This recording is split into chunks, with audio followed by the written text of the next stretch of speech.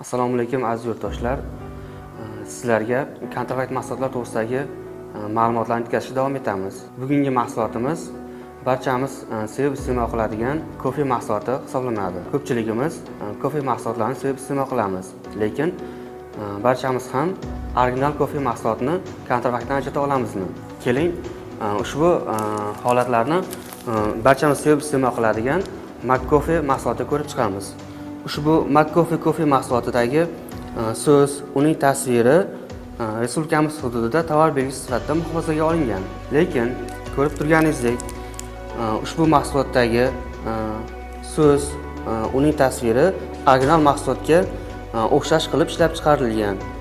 O'zbekiston Respublikasining tovar belgilari, xizmat ko'rsatish belgilari va tovar kelib chiqqan joy nomlari to'g'risidagi qonuniga asosan tovar belgisidan yoki adashtirib yuborish darajasida u bilan o'xshash bo'lgan belgidan tovarda, uning etiketkasida yoki o'rovida qonunga zid ravishda foydalanilganda ular kontrafakt deb topiladi. Ushbu mahsulotda ko'rib turganingizdek, tasvir, uning so'zi, yozilish shakli original mahsulotga o'xshash qilib ishlab chiqarganligi uchun ushbu mahsulot kontrafakt hisoblanadi.